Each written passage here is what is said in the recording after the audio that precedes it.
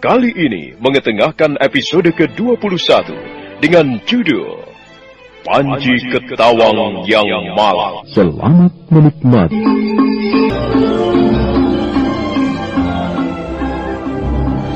Aku pernah mendengar syairnya, tetapi syair itu kuanggap jelek dan hanya membuatku murka. Tetapi Gusti, itu dulu Gusti.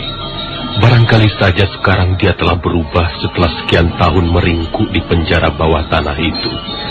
Ampun Gusti, saya merasa iba melihatnya. Tubuhnya kurus tak terawat. Di sana sininya banyak borok. Ampun Gusti, apakah tidak ada kemungkinan untuk dibebaskan? Dibebaskan? Iya. Apa maksud kalian? Sekali lagi saya mohon ampun Gusti Prabu. Hamba kira dia tidaklah begitu berbahaya bagi keamanan negeri. Bahkan mungkin sebaliknya, kita bisa memanfaatkan kepintarannya menulis syair demi kemajuan negeri dan kejayaan Gusti Prabu sendiri. Apakah kalian bisa menjamin? Ampun Gusti Prabu, hamba pernah mendengar dia membaca syair tentang kematian Ramapati.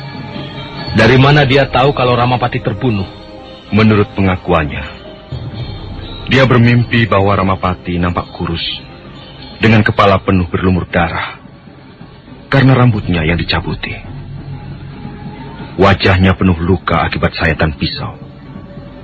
Tubuhnya terkapar, dan 2 penggawa datang memenggal leher Ramapati. Bagaimanakah bunyi tentang syair terbunuhnya Ramapati itu? Kami tidak hafal betul, Gusti Prabu. Bagaimana jika Resi Mahasadu kami hadapkan agar Gusti Prabu dapat mendengar langsung bunyi syair itu? Baiklah. Bawalah dia kemari. Terima kasih Gusti Prabu. Hamba berdua mohon diri Gusti. Rencana Rakuti dan Rasmi untuk membebaskan Resi Mahasadu mulai mendapatkan titik terang. Rasmi tahu bahwa tidak mungkin Prabu Jayanegara akan membebaskan tahanan dengan begitu saja. Terlebih, Resi Mahasadu masuk ke penjara atas perintah Gusti Prabu Jayanegara sendiri setelah Resi Mahasadu membacakan syairnya tentang keruntuhan Majapahit. Maka demikianlah, setelah seorang tabib dipanggil untuk merawat borok yang tumbuh di sekujur tubuh Resi Mahasadu, Rakuti dan Rasmi datang ke penjara itu untuk membawa sang Resi menghadap Jayanegara.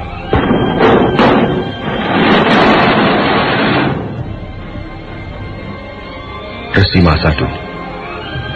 Mahasadu. Resi, bangunlah.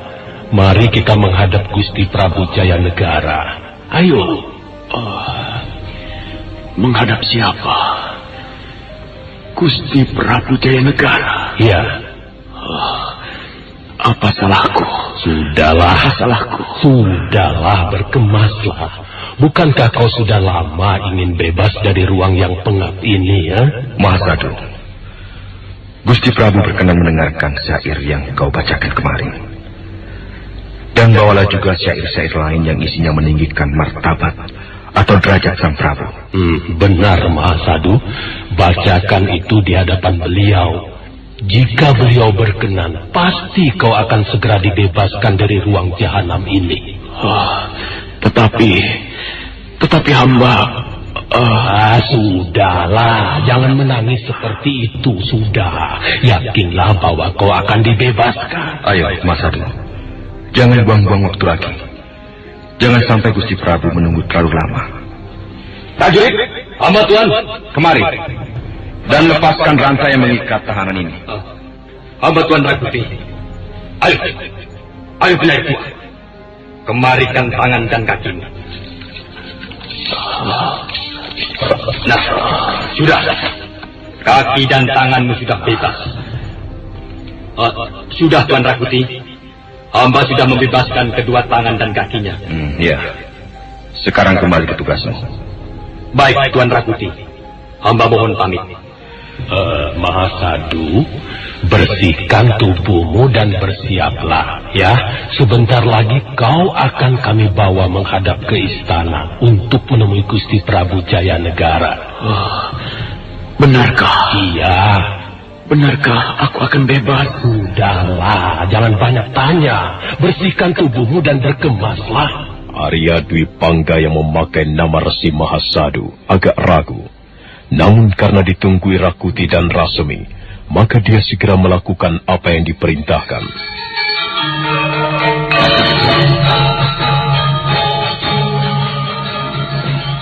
Rakuti dan Rasemi segera membawa Resi Mahasadu ke istana untuk menghadapkannya kepada Prabu Jayanegara. Dengan hati ragu, Arya Dwi Pangga mengikuti langkah-langkah dua penggawa kerajaan itu menuju istana di mana nasib hidupnya akan ditentukan. Tak lama kemudian, sampailah ketiganya di hadapan Gusti Prabu Jayanegara. Mereka menghaturkan sembah 3 kali. Ampun Gusti Prabu, kami membawa Resi Mahasadu ke hadapan Gusti Prabu, junjungan kami. Ampun Gusti Prabu. Apalah hamba ini sehingga Gusti Prabu berkenan menerima hamba, gembel jalanan yang tidak tahu diuntung ini. Hamba memang pernah bersalah kepada Gusti. Hamba mohon beribu ampun atas apa yang telah hamba perbuat. Tetapi semua itu tidak hamba sengaja, tidak hamba rencanakan. Mahasadu, kau dulu memang pernah membuat syair dan membacakannya untukku di goa itu. Sekarang semua itu memang sudah lewat. Tetapi, apakah kau masih seperti dulu atau tidak? Itu tergantung pada dirimu sendiri. Nah, sekarang aku ingin tahu apa dan bagaimana perkembangan syairmu selama kau mendekam di ruang bawah tanah itu. Apakah maksud Gusti hamba harus membacakan syair-syair yang hamba tulis selama di penjara? Iya, bacalah. Kudengar kau pun membuat syair tentang matinya Ramapati. Benar Gusti. Tapi hamba mohon ampun, syair itu tidak seberapa bagus, karena hamba membuatnya untuk diri hamba sendiri. Sudah, jangan banyak bicara. Bacakan saja syair-syairmu itu. Baiklah Gusti Prabu junjungan hamba.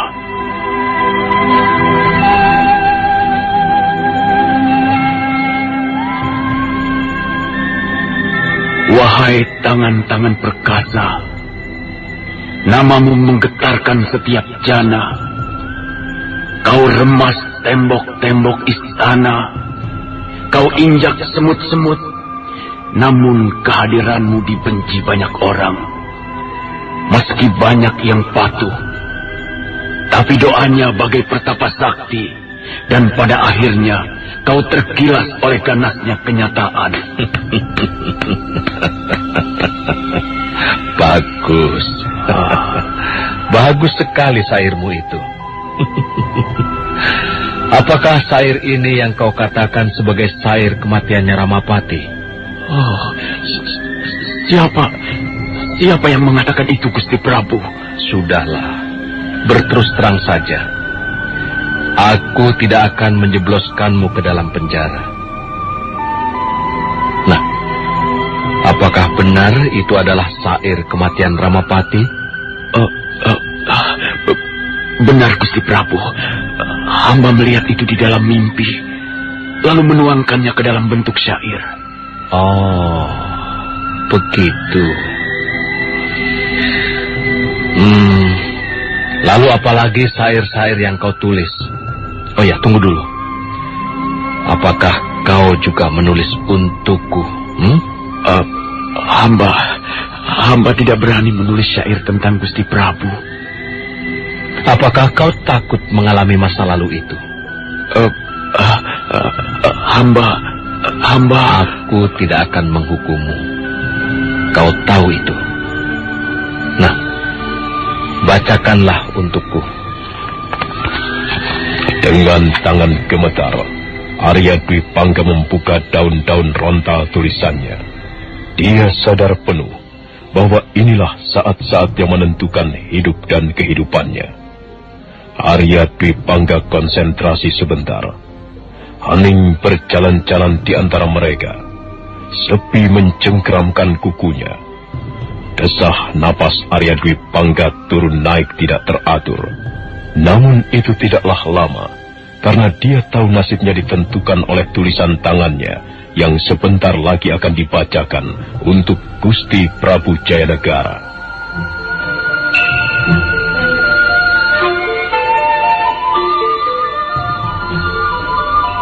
Mendung tebal telah lewat, ditiup bayu berlalu, Majapahit dan bangkit di bawah titah sang Gusti Prabu.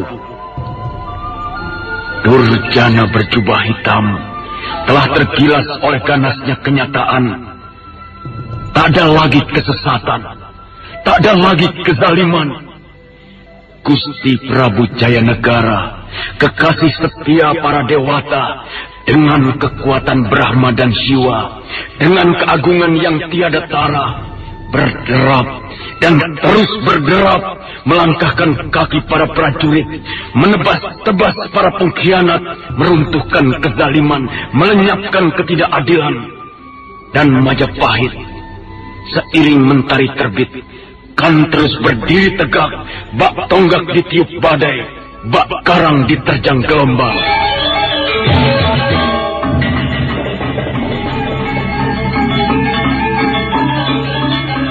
Oh, luar biasa, bukan main. Ternyata pengalamanmu selama di dalam penjara bawah tanah itu semakin membuatmu kaya akan pengalaman batin. Tetapi tidak usah takut, Resi Mahasadu. Katakan saja apa keinginanmu, dan aku akan coba meluluskannya. Hamba ingin... Kau ingin bebas? Begitu? Itu bukan soal bagiku, Mahasadu. Katakanlah yang kira-kira lebih daripada itu. Uang misalnya, jabatan, atau ya apa sajalah yang intinya lebih daripada hanya kebebasan. Ampun, Gusti Prabu. Bagi hamba rasanya tidak ada lagi yang lebih indah kecuali kebebasan. Sebab itu, hamba mohon... Kau kubebaskan saat ini juga. Oh, Gusti Prabu. Hamba mengaturkan beribu-ribu terima kasih ke hadapan yang mulia Gusti Prabu Jayanegara junjungan hamba. Terima kasih, Gusti. Hapuslah air matamu. Seorang penyair tidak menangis seperti itu. Ampun, Gusti Prabu. Tangis hamba adalah tangis kebebasan. Air mata hamba adalah air mata kebahagiaan. Semoga Dewata Agung selalu memberkati budi baik Gusti Prabu Jayanegara. Rakuti dan kau Rasemi. Hamba Gusti Prabu. Mulai besok, umumkanlah kepada halayak ramai bahwa saat ini aku membebaskan Resi Mahasadu, sekaligus mengangkat sang Resi sebagai kawiwara kerajaan Majapahit. Resi Mahasadu atau Arya Dwi Pangga menangis terseduh dan berlutut bersimpuh di hadapan Gusti Prabu Jayanegara sebagai luapan kegembiraan dan rasa harunya. Dia tidak kuasa lagi berkata-kata. Tenggorokannya terasa tersumbat, lidahnya terasa keluh. Hanya air mata saja yang mampu mewakili perasaannya saat itu. Betapa tidak. Semula dia mengira nasibnya tidak akan lama lagi untuk menghirup dan menikmati dunia ini. Tetapi rupanya kenyataan berbicara lain. Malam harinya, Arya Dwi Pangga tak bisa memejamkan mata. Dia merasa asing di tempat yang serba baru. Resi Mahasadu kini bukan lagi seorang penyair tua yang renta dan gembel. Dia sekarang sudah menjadi seorang kawiwara atau seorang penyair istana yang bertugas membuat syair-syair indah demi kejayaan kerajaan Majapahit dan demi keluhuran derajat dan martabat raja. Untuk itu dia diberi tunjangan tinggal di wisma yang megah dan mewah, diberi gaji yang tinggi, lengkap dengan segala sarana dan fasilitasnya sebagai layaknya seorang berpangkat.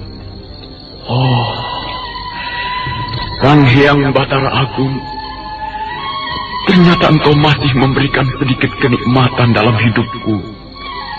Hidup seorang anak manusia yang berangkat dari masa silam yang suram dan syarat akan kezaliman.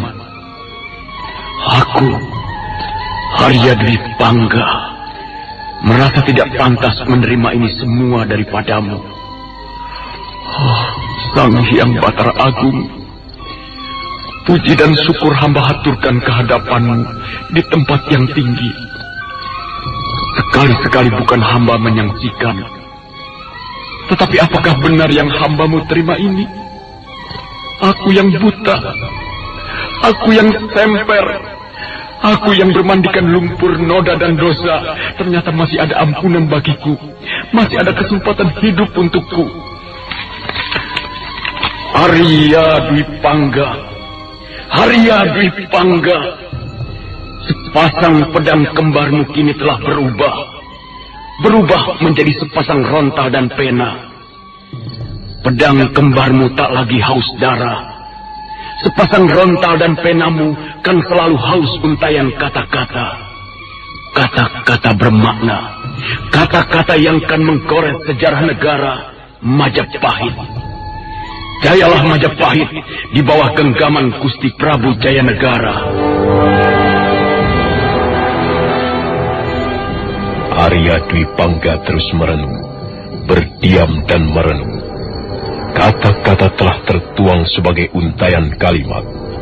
Kalimat demi kalimat yang telah menolong dirinya, membebaskan jiwanya, mengangkat derajat dan harga dirinya dari seorang gembel jalanan dan sampah busuk menjadi seorang kawiwara atau penyair istana.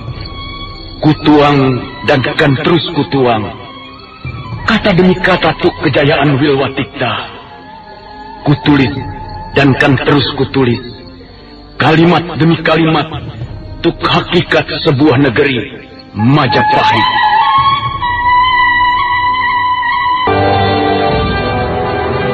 Arya Dwi Pangga terus merenung, berdiam dan merenung. Kata-kata telah tertuang sebagai kalimat. Kalimat-kalimat yang telah menolong dirinya, membebaskan jiwanya, mengangkat derajat dan harga dirinya dari seorang gembel jalanan dan sampah busuk menjadi kawiwara. Kutuang dan kan terus kutuang. Kata demi kata tuk kejayaan Wilwatikta. Kutulis dan kan terus kutulis. Kalimat demi kalimat tuk hakikat sebuah negeri Majapahit.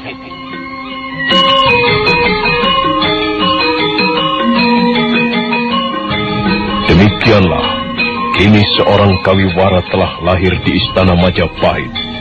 Seorang yang mumpuni dalam bidang merangkai kata-kata indah untuk semangat dan kemajuan Majapahit yang nyaris celaka karena ulah seorang durjana.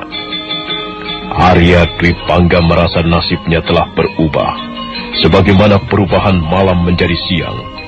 Dia sungguh tidak mengira kalau dirinya akan terangkat begitu tinggi. Begitulah nasib anak manusia. Siang itu, 2 ekor kuda mendekat dan berhenti di depan wisma sang kawiwara. Mereka adalah Rakuti dan Rasemi. Begitu melompat turun dari kudanya masing-masing, keduanya terus melangkah memasuki wisma. Oh, adalah suatu kehormatan bagiku bila tuan berdua sudi datang berkunjung ke wisma seorang pujangga istana yang tiada artinya. Resi Mahasadu, kedatangan kami berdua ingin menyampaikan ucapan selamat atas pengangkatan Tuan Resi sebagai pujangga istana. Benar, Tuan Resi. Kami berdua turut bergembira atas peristiwa besar dan bersejarah ini. Terima kasih, terima kasih. Semua ini semata-mata adalah atas bantuan tuan-tuan berdua. Bagaimana perasaan Tuan Resi menerima kenyataan ini? Antara percaya dan tidak, antara yakin dan ragu, seolah-olah dunia ini membuka lebar. Namun di balik itu juga tertutup. Ucapan seorang penyair agak sulit ditangkap. Maksud saya, apakah semua ini bukan hanya sekedar impian semalam? Yang begitu kita terjaga, maka begitu pula sirna semuanya. Bukankah hidup ini hanya mampir untuk minum? Apakah maksud Tuan Resi bahwa semua ini hanya kesia-siaan belaka? Saya tidak berkata demikian. Jadi maksud Tuan Resi, hendaknya semua yang kita peroleh ini jangan menjadikan mabuk kepayang, menjadikan kita lupa segalanya, lupa asal-usul, dan lupa diri. Musuh manusia yang sesungguhnya bukan berasal dari luar, melainkan dari dalam dirinya sendiri. Jika kita mampu mengalahkan diri sendiri, itulah manusia yang arif.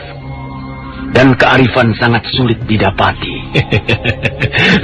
Sekarang Tuan Resi Mahasadu telah mendapatkan segala-galanya. Wisma besar dan mewah, uang banyak, beberapa pengawal dan pelayan.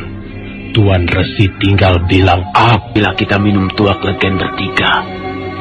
Pelayan, tuak legen 3 guci. Seorang pelayan datang tergopoh-gopoh sambil membawakan tuak legen 3 guci dan menaruhnya di atas meja kecil para tamu. Setelah itu pelayan itu kembali ke tugasnya semula di belakang. Arya Dwi Pangga mempersilahkan tamunya untuk minum bersama. Mari kita minum bersama demi kejayaan Majapahit dan kesehatan Gusti Prabu Jayanegara. Terima kasih. Terima kasih. Mari. Juga atas pengangkatan Tuan Resi menjadi pujangga istana. Iya, selamat diangkatnya Tuan sebagai kawiwara. Terima kasih. Silakan. Arya Dwi Pangga menjamu tamu-tamunya dengan penuh rasa hormat. Rasmi dan Rakuti saling melempar pandang. Setelah ketiganya menekuk tuaknya masing-masing, Rakuti segera melontarkan keinginannya kepada sang resi. Tuan Resi, maksud kedatangan kami berdua ini, selain mengucapkan selamat, juga ingin mendengarkan Tuan Resi membacakan syair-syair Tuan yang terbaru. Benar Tuan Resi Mahasadu. Tentu sejak Tuan diangkat, Tuan telah menyiapkan beberapa syair terbaru guna dibacakan ke hadapan Gusti Prabu. Maksud kami, syair-syair Tuan yang berisi tentang masa depan Majapahit ini. Belum banyak karya-karya yang kutulis. Andai pun ada, itu pun belumlah selesai. Apakah Tuan Resi keberatan membacakannya? Bukankah kami berdua juga adalah penggawa kerajaan berpangkat tinggi? Apakah keadaan tentang Majapahit di masa depan tidak boleh kami ketahui? Baiklah. Sekedar menghormati tamu saya akan membacakannya untuk Tuan berdua. Tetapi harap dimaklumi bahwa tulisan ini tidaklah bermaksud meramal Majapahit yang akan datang. Terima kasih Tuan Kawiwara.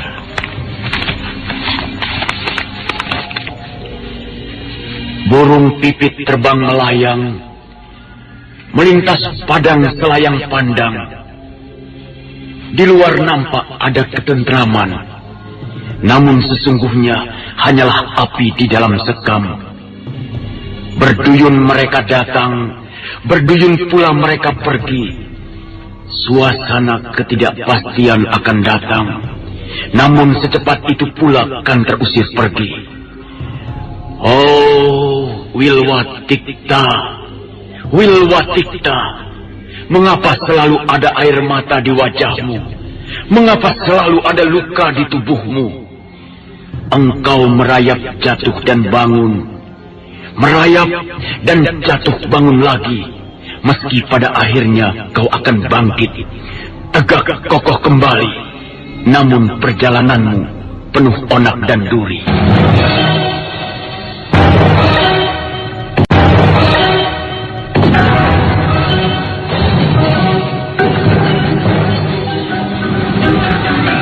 Malam merambat perlahan. Jubah hitam kegelapan menyelubungi persada Majapahit. Rembulan hanya nampak separuh di antara mega-mega. Serangga malam memainkan musiknya yang sepi. Di Wisma Rasmi, tampak Rakuti seperti sedang gelisah memikirkan sesuatu. Apa yang tengah menggeluti pikiranmu, Rakuti? Syair yang dibacakan Resi Mahasadu siang tadi. Oh, mengapa jadi mempengaruhi pikiranmu? Aku tak bisa pulang dan tidur dengan nyaman. Kalau syair itu nanti dibacakan di hadapan Gusti Prabu. Oh, kau merasakan ada sesuatu di balik syair itu? Rasanya syair itu berbicara tentang rencana-rencana kita, Rasmi. Dan kalau Gusti Prabu sampai tahu, itu artinya kita kalah sebelum bertanding. Kukira rencana kita akan terbentur pada Arya Tadah yang sekarang ini telah menduduki jabatan Mapati. Justru ini yang perlu kita waspadai. Aku heran, mengapa kita yang berjuang mati-matian, mengejar si Durjana siang dan malam, yang menyerahkan kepala Ramapati ke hadapan Gusti Prabu. Tapi justru malah si Arya Tadah yang diangkat menjadi Mapati kerajaan. Ya. Kita mesti bersabar, Rakuti. Bersabar. Terus saja bersabar, seperti kata di bawah tempurung. Apa sih Arya Tadah itu? Orang tua yang tidak tahu diri. Orang yang selama ini tidak ketahuan kiprahnya. Orang yang tidak tahu Raja Niti. Justru kelemahan itulah yang harus bisa kita manfaatkan untuk memukulnya. Tetapi kita akan kalah cepat, Rasmi. Oh, jangan terlalu nekat tanpa perhitungan yang tepat, Rakuti. Itu konyol namanya. Penyair tua yang nyinyir itu telah menyelipkan maksud yang tersirat di dalam yang tersurat. Lalu apakah kita hanya tinggal diam? Rakuti, Resi Mahasadu telah resmi diangkat menjadi Kawiwara, pujangga kerajaan yang juga memiliki kekuatan-kekuatan, terutama karena dekat dengan Gusti Prabu. Nah, kalau kita berusaha mencuri syairnya itu, apakah ini tidak hanya akan merepotkan kita? Ya, sudahlah, biarkanlah dulu soal syair itu. Kau jangan terlalu terpengaruh, Rakuti. Jangan-jangan ya nanti malah gerak-gerikmu hanya akan menimbulkan kecurigaan. Aku akan membayar orang untuk memusnahkan syair laknat itu. Tidak, jangan Rakuti, jangan. Jangan lakukan itu. Lebih baik kita memikirkan soal-soal yang lebih bersifat khusus, yang lebih bersifat menyeluruh dan tepat. Pelan-pelan saja, Rakuti. Yang mesti kita tangkap adalah kepalanya, bukan ekornya, bukan? Kau mengerti maksudku, bukan? Rakuti tak menjawab. Dia hanya bisa diam membisu dan menunduk. Hatinya serasa akan pecah. Rasmi sahabatnya itu terus berusaha meredakan ketegangan Rakuti. Sementara malam kian menyusut digantikan pagi.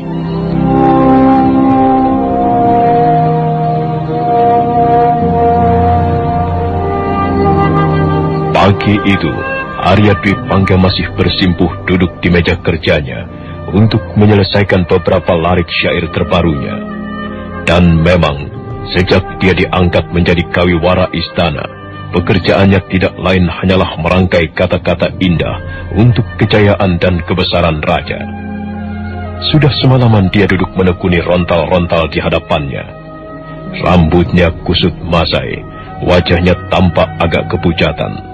Tetapi di bibirnya tersungging senyuman tipis, karena bait-bait syairnya telah selesai dibuatnya.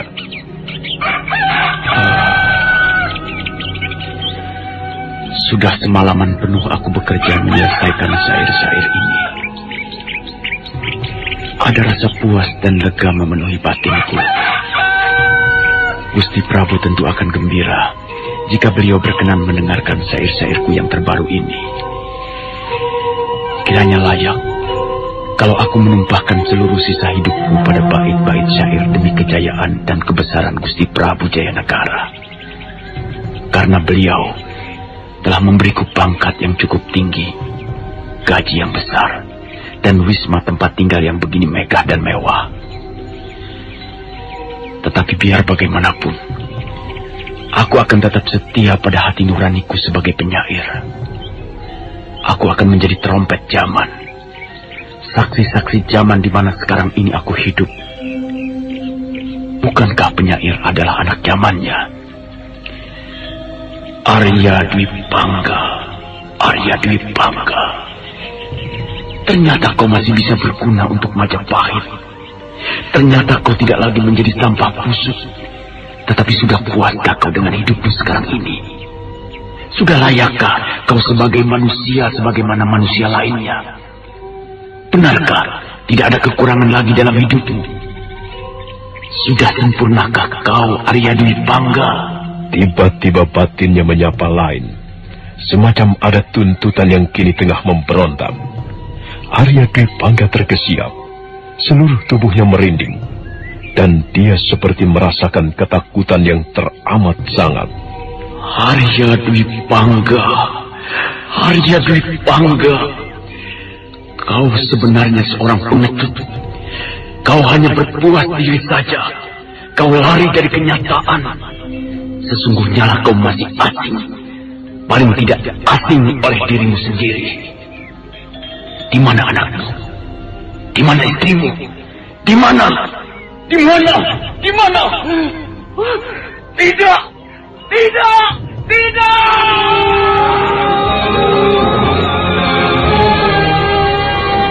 Arya Dwi Pangga atau Resi Mahasadu kini telah mapan sebagai kawiwara kerajaan. Hidup bergelimang kemewahan dan serba berkecukupan. Tinggal di wisma megah di lingkungan Istana Majapahit. Kiranya layak kalau aku menumpahkan sisa-sisa hidup ini demi kejayaan dan kemegahan Gusti Prabu Jayanagara melalui larik-larik syair. Gusti Prabu telah mengangkat hidupku dari lumpur nista dan hina ke atas kehidupan yang layak sebagai seorang pujangga istana. Akan kuangkat pena dan kugores rantal. Langit Majapahit kan kubuat merah, semerah semangat dan darah prajurit. Akan kulambungkan ke atas mega-mega nama Gusti Prabu Jayanagara. Akan kupancangkan tonggak kemenangan dan kemegahan bagi negara Wilwatikta tercinta. Arya Dwi Pangga, Arya Dwi Pangga. Ternyata kau masih bisa berguna untuk Majapahit. Ternyata kau bukan lagi sampah busuk masyarakat. Tetapi Arya Dwi Pangga, sudah puaskah kau dengan hidupmu sekarang ini? Sudah layakkah kau sebagai manusia sebagaimana layaknya manusia-manusia lainnya? Benarkah tidak ada lagi kekurangan dalam dirimu, di dalam hidupmu? Sudah sempurnakah kau, wahai Arya Dwi Pangga? Tiba-tiba batin Arya Dwi Pangga menyapa lain. Semacam ada tuntutan yang kini tengah memberontak. Dia terkesiap. Seluruh tubuhnya merinding dan gemetar. Sepertinya dia merasakan ketakutan yang teramat sangat. Oh, Arya Dwi Pangga, Arya Dwi Pangga. Kau sebenarnya tidak lebih dari seorang pengecut yang melarikan diri dari kenyataan. Kau hanya berpuas diri saja. Sesungguhnya kau masih asing. Asing bagi dirimu sendiri. Di mana anakmu? Di mana istrimu? Di mana? Di mana? Di mana? Oh, tidak! Tidak! Tidak! Ada apa? Tuan Resi, ada apa?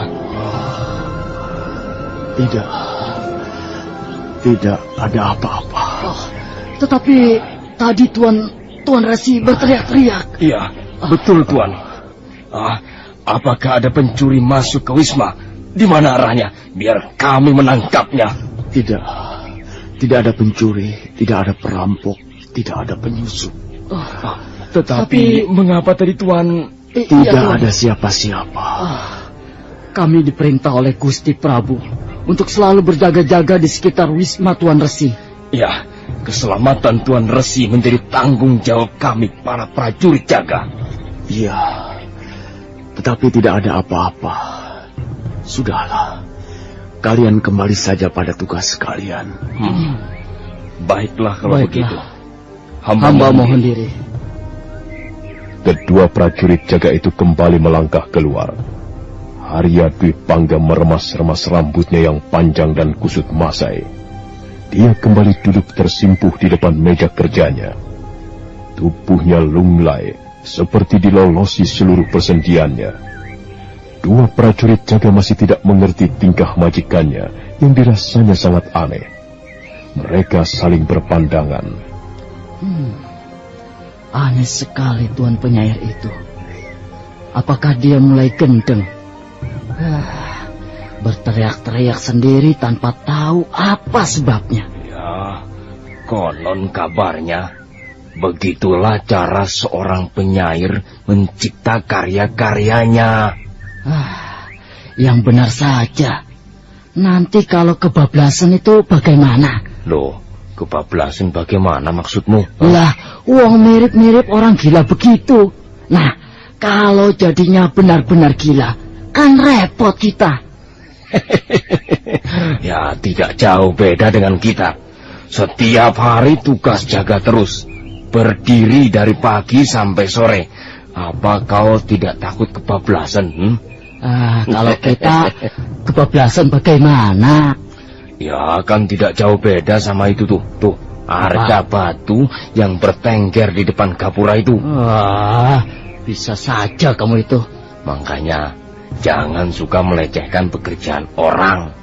Setiap orang itu kan masing-masing punya tugas dan pekerjaannya sendiri. Apapun tugas dan pekerjaan itu mulia. Ya, Kang?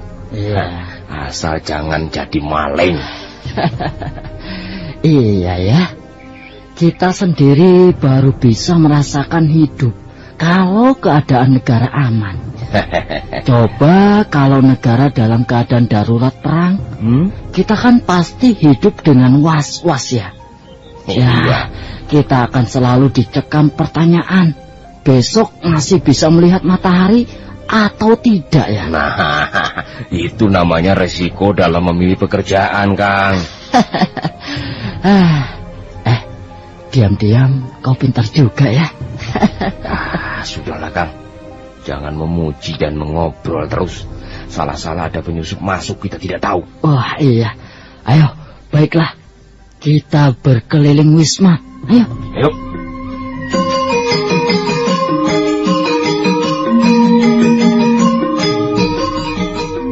Matahari siang tidak begitu terik. Angin meniup sepoi-sepoi basah.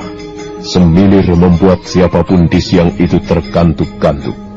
Satu dua burung di dahan berkicau seperti mengusir keheningan. Kau lihat Rakuti, Wisma Resi Mahasadu tak pernah sepi dari penjagaan para pengawal. Mereka tentu menjaga ketat atas perintah Gusti Prabu. Tapi syair itu Rasmi, aku harus mendapatkannya. Aku harus memusnahkannya sebelum si penyair keparat itu sempat membacakannya untuk Gusti Prabu. Timbang-timbanglah dulu dengan baik. Jangan asal bertindak, Rakuti. Para pengawal yang diperintahkan menjaga Wisma Sang Resi pastilah bukan sembarang pengawal. Rasmi, mengapa kau selalu menghalangi niatku? Aku tidak menghalangi niatmu, tidak. Tapi aku hanya ingin mengajakmu berpikir sedikit waras. Kau anggap aku tidak waras, Rasmi? Jangan dulu tersinggung, Rakuti. Maksudku, cobalah kau pusatkan perhatianmu hanya pada satu cita-citamu, menjadi Raja Majapahit. Tapi syair si pujangga itu bisa membahayakan keberadaan kita, keselamatan kita. Tidak, sejauh kita bisa menahan dan menjaga diri. Kita mesti pandai-pandai bermain sandiwara, Rakuti. Makin lama aku semakin muak dengan keadaan seperti ini. Rasanya aku sudah tidak sabar lagi untuk segera melaksanakan rencana-rencanaku. Sudahlah. Ayo. Kita harus segera berlalu dari sini. Jangan sampai pengawal-pengawal di sana itu melihat kita. Mereka bisa curiga, Rakuti. Tidak. Aku harus menyusup ke wisma itu dan mengambil syairnya. Aku tidak ingin Gusti Prabu terpengaruh oleh bunyi syair dan bersikap waspada. Ya, mumpung Gusti Prabu masih menganggap keadaan Majapahit aman tentram, maka syair itu harus kumusnahkan. Kau tidak akan mungkin berhasil menyusup ke sana, Rakuti. Atau katakanlah kau berhasil selamat keluar dengan membawa syair itu. Apakah Gusti Prabu tidak akan menaruh curiga?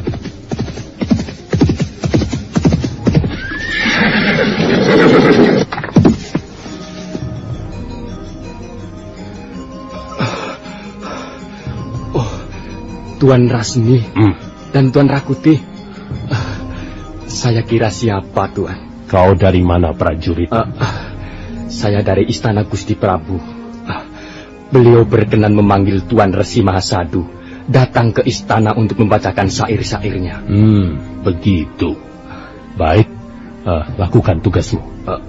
Saya mohon pamit, Tuan Rasmi, Tuan Rakuti. Ya. Nah, apa aku bilang? Kita sudah terlambat. Gusti Prabu akan segera mendengarkan syair brengsek si penyair keparat. Rakuti, cobalah belajar berpikir jernih. Aku tidak suka berpikir. Aku lebih suka bertindak.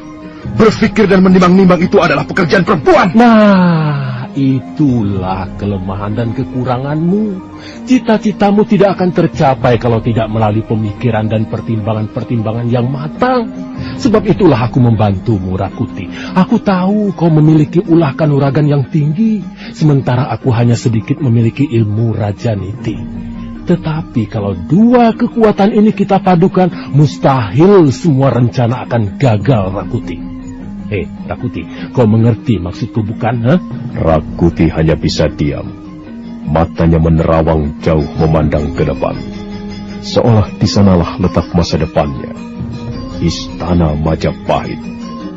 Ya, istana yang kelak akan berada di dalam genggaman tangan-tangannya yang kokoh.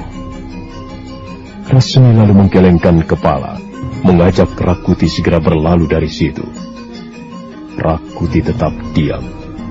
Tapi tak berapa lama kemudian keduanya telah memacu kudanya, meninggalkan pohon Brahmastana, tempat di mana keduanya mengintai wisma kediaman Resi Mahasadu.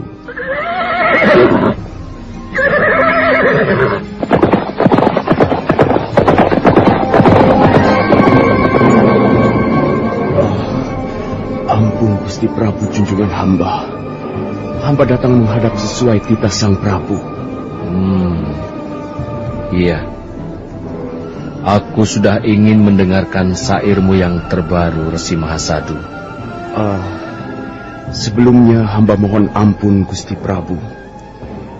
Apabila nanti di dalam syair hamba ada sedikit kekerasan yang mungkin membuat Gusti Prabu tidak berkenan, kiranya Gusti Prabu tidak menaruh curiga atau syakwa sangka pada hamba yang rendah dan hina dina ini. Sudah sejak lama aku tidak lagi menaruh curiga atau sakwa sangka padamu, Resi Mahasadu. Sebab itu, janganlah takut atau ragu-ragu padaku. Terima kasih Gusti Prabu. Satu lagi permohonan hamba. Kiranya apabila nanti Gusti akan menanyakan tentang isi syair hamba, sudilah Gusti Prabu tanyakan itu tanpa rasa murka. Sebab murka Gusti Prabu adalah derita hidup hamba. Iya. Aku tidak akan murka sejauh isi syairmu bisa dipertanggungjawabkan. Terima kasih Gusti Prabu. Nah, sekarang bacakanlah untukku. Baik Gusti Prabu. Burung pipit terbang melayang, melintas padang selayang pandang. Di luar nampak ada ketentraman, namun sesungguhnya hanyalah api di dalam sekam. Berduyun mereka datang, berduyun pula mereka hilang. Suasana ketidakpastian akan datang, namun secepat pula akan kembali tenang. Oh, Wilwatikta, Wilwatikta, mengapa selalu ada air mata di wajahmu? Mengapa selalu ada luka di sekujur tubuhmu? Engkau merayap jatuh dan bangun, merayap dan jatuh bangun lagi, meski akhirnya kau akan bangkit, tegak kokoh dan bangkit kembali, namun perjalananmu penuh onak dan duri.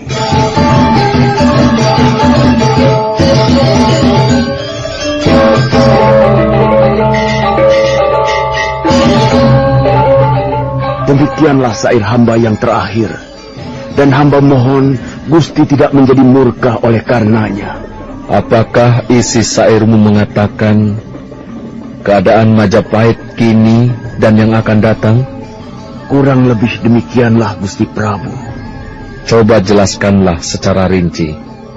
Dan bagaimanakah aku harus menghadapi situasi itu?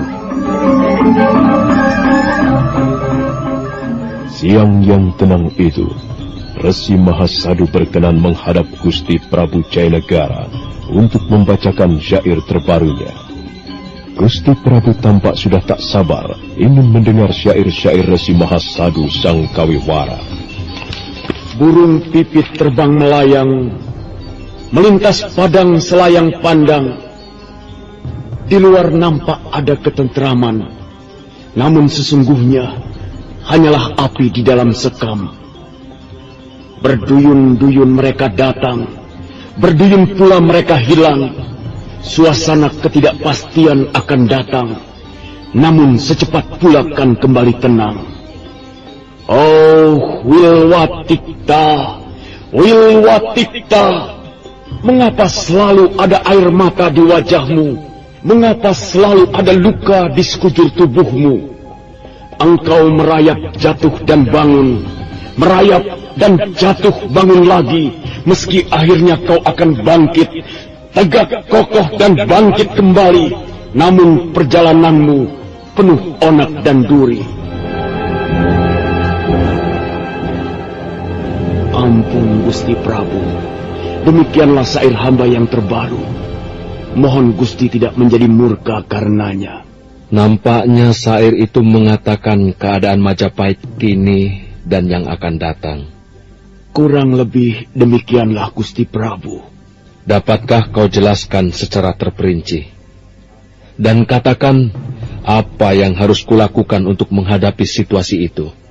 Syair hamba berbicara tentang Majapahit yang gagah perkasa di bawah perintah dan kekuasaan Prabu Jayanegara. Sebab itu, kendati banyak pengkhianatan, pemberontakan, kerusuhan, tapi kesemuanya dapat Gusti Prabu padamkan. Dan sekarang ini, Gusti Prabu, andai pun nampak keadaan negara aman dan tentram, namun hendaknya kita jangan menjadi lengah dan takabur. Karena musuh selalu ada di mana-mana. Musuh senantiasa mengintai dengan kuku-kukunya yang tajam.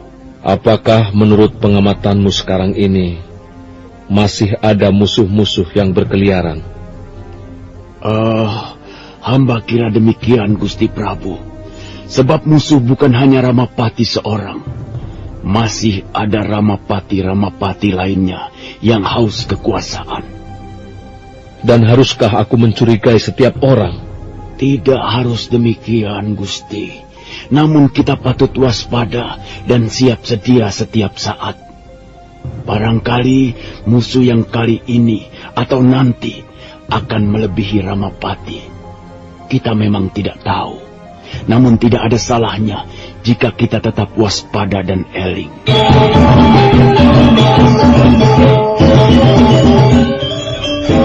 Kita tinggalkan dulu Resi Mahasadu yang tengah berbincang-bincang dengan Gusti Prabu Jayanegara. Kini kita beralih ke Istana Kepatihan, tempat di mana dulu Ramapati pernah tinggal untuk memerintah Majapahit sebagai Mapati Hamangkubumi.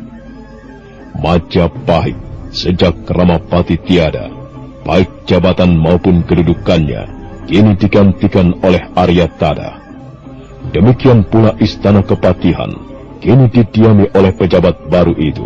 Kakang, apakah semua kebijaksanaan yang pernah ada semenjak pemerintahan Ramapati akan tetap Kakang Tada pertahankan? Adimada, tidak semua kebijaksanaan yang pernah ada itu buruk atau baik. Ada juga yang baik, meski Ramapati yang mengeluarkannya. Tetapi ada juga yang tidak bersifat membangun negeri. Sebab itu Adimada, untuk sementara ini, biarlah yang baik itu tetap berjalan.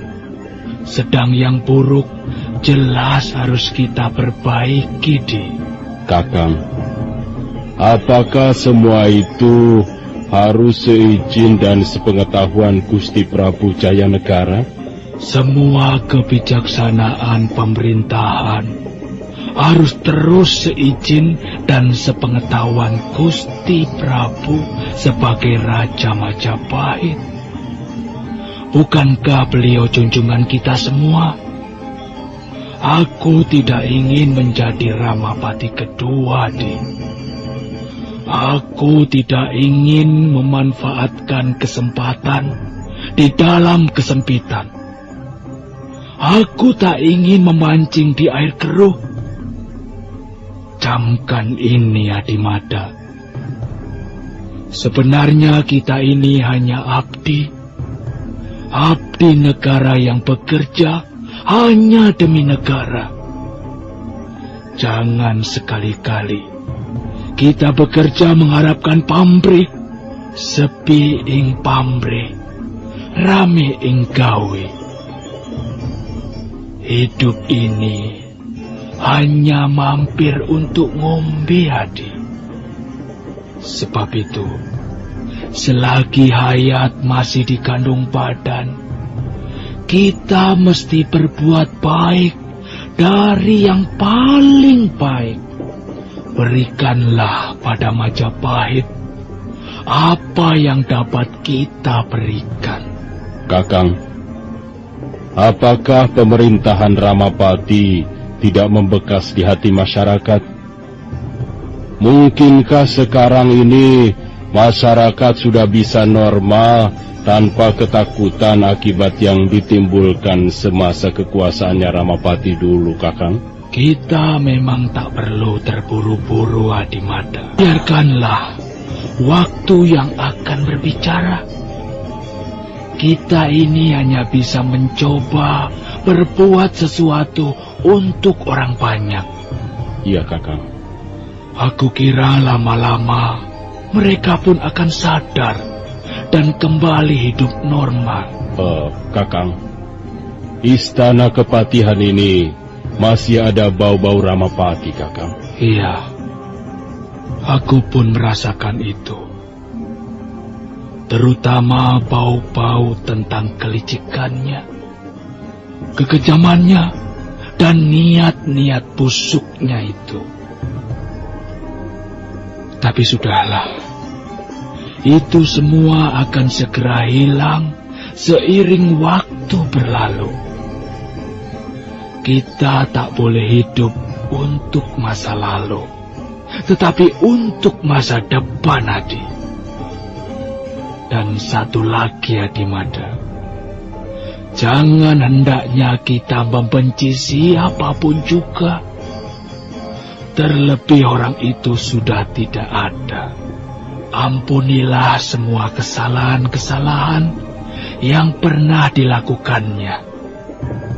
Ini memang tidak gampang, tetapi kita harus mencobanya. Jadilah seorang yang bijaksana, dimanapun tempatnya. Bekal Gajah Mada seolah sedang diberi nasihat dan pandangan-pandangan hidup dari seorang guru. Dan memang begitulah Arya Tada, yang sekarang tinggal di Istana Kepatihan, tetap sederhana dan rendah hati. Tampaknya Bekal Gajah Mada banyak menimba ilmu dari beliau. Nah, saudara pendengar, bagaimanakah kisah selanjutnya? Silakan menunggu seri berikutnya. Sampai jumpa.